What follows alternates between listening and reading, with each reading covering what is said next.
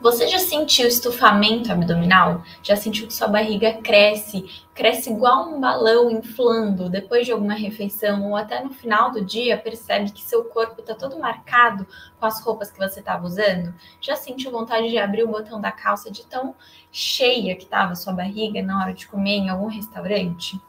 Então, fica aqui comigo nesse vídeo que eu vou te falar algumas medidas básicas para você tentar evitar o estufamento abdominal, a distensão abdominal. É preciso ressaltar que a distensão abdominal, o estufamento abdominal, tem diversas causas. Então, pode ser uma coisa mais séria, pode ser uma coisa mais fácil de resolver, mas o que a gente vai falar aqui hoje são medidas básicas. Então, é a primeira coisa que você deve fazer, é o básico. Se você fizer isso e não resolver, aí sim você vai buscar outras alternativas, você vai entrar com outras estratégias para tentar reduzir a distensão abdominal. Mas se você entrar com essas outras estratégias mais avançadas, sem fazer esse básico, pode ser que não funcione, nem que seja o suplemento mais caro que existe. Meu nome é Milena Hernandes, eu sou nutricionista e agora vamos para a parte prática. O que você pode fazer para evitar a sua distensão abdominal? Primeiro, mastigar bem os alimentos. Eu sei que parece batido, parece que é uma coisa que a gente fala sempre, mas precisa mastigar bem os alimentos e as pessoas não fazem isso. Então, quanto tempo você passa se alimentando? Você senta na cadeira, você senta na frente do seu prato na hora do almoço. Quanto tempo que você passa ali realmente fazendo sua refeição? Você já parou para pensar nisso? Já cronometrou alguma vez? Ou será que você nem percebe porque está olhando no celular ou assistindo TV? Então a gente já tem um problema aí. Primeiro, precisamos nos concentrar na comida. Então, coma sem fazer outras atividades para você ter mais consciência.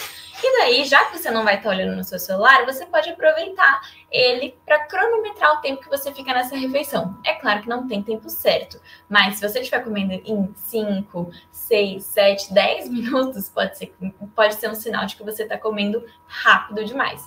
Então, mastiga muito bem esse alimento.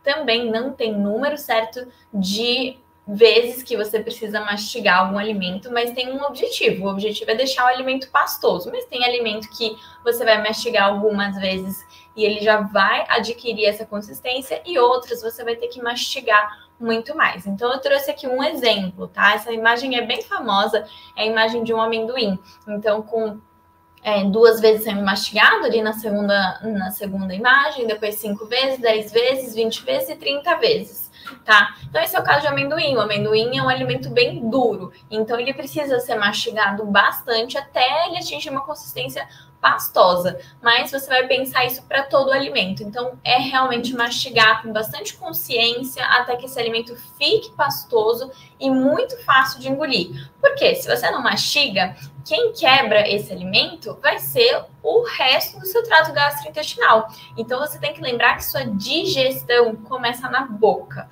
Então, a gente secreta enzimas digestivas na nossa saliva e também a gente tem a digestão mecânica. Então, a gente quebra os alimentos em pequenas partes e ainda a gente tem essas enzimas que quebram, né, os carboidratos na nossa saliva e que vai acontecer, então, ao mesmo tempo a digestão mecânica e a digestão química através dessas enzimas que vão quebrar os carboidratos.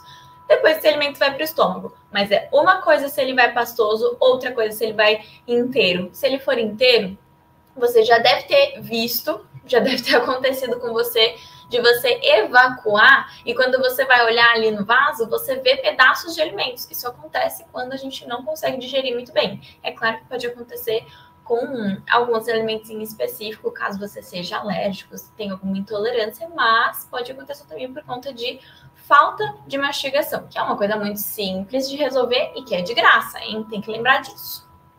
Fracionar as refeições. Então, pode ser que você se beneficie de um fracionamento nas suas refeições. Se você faz 3 refeições ao dia, pode ser legal você fazer 6, ou você fazer 5, ou fazer 4. Por que isso? Porque tem pessoas que têm uma capacidade digestiva um pouco mais baixa.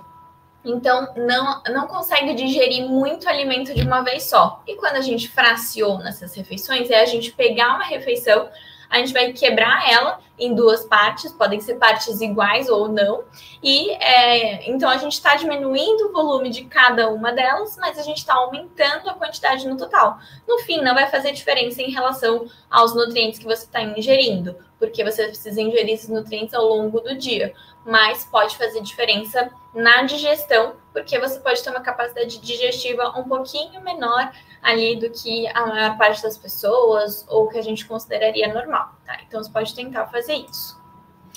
Incluir chás digestivos antes da refeição.